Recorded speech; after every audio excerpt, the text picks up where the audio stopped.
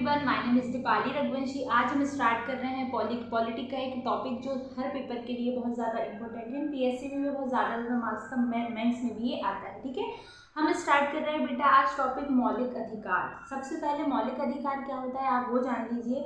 किस आर्टिकल में है हम ये पढ़ेंगे। ठीक है, मौलिक अधिकार संविधान के भाग 3 में दिए हुए हैं और आर्टिकल 12 से 35 में ये दिए हुए हैं। ठीक है, हम जानते हैं कि हमारे जितने भी कॉन्स्टिट्यूशन में अलग अलग चीज़ें जो बनी हुई हैं, नीति निर्देशक तत्व अलग, हमने अलग अलग देश के कॉन्स्टिट्यूशन से लिए हुए हैं। ठीक है, तो हम मौलिक अधिकार किस देश से लिए हुए बेटा, तो हम मौलिक अधिकार लिए हैं संयुक्त राज्य अमेरिका से। ठीक है, मौलिक अधिकार कहाँ से लिए हमने, यूएसए, संयुक्त राज्य अमेरिका से।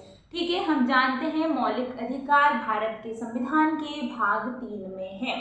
भाग 3 को हम मैग्ना कार्टा कहते हैं। क्या कहते हैं हम, मैग्ना कार्टा। ठीक है, अगली हम बात करेंगे कुछ मौलिक अधिकार किस किस चीज़ों में दिए गए हैं और कौन सा ऐसा आर्टिकल है जो मौलिक अधिकार के द्वारा आपातकाल के द्वारा ये स्थगित नहीं होता है। बाकी सारे आर्टिकल को हम बदल सकते हैं, मौलिक अधिकार में हम संशोधन कर सकते हैं।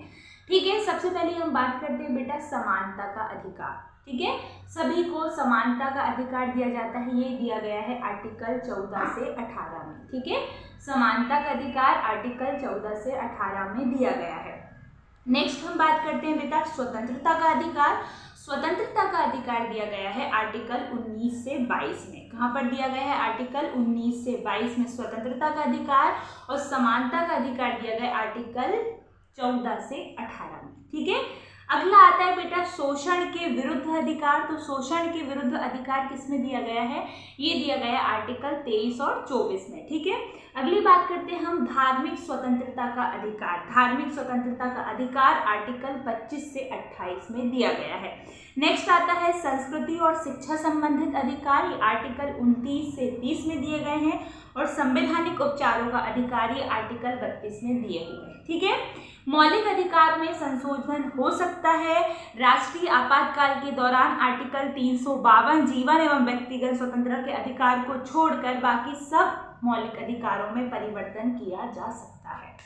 ठीक है, इतनी चीजें आपने जानी मौलिक अधिकारों के बारे में। अब सबसे पहले हमने बेटा पढ़ा था समानता का अधिकार जो आर्टिकल 14 से 18 में था। आज हम पहला पार्ट कंप्लीट करेंगे।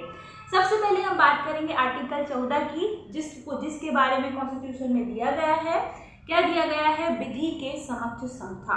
जितना भी कानून हम देख रहे हैं इसके समक्ष सभी लोग इक्वल सा दर्जा पाते हैं।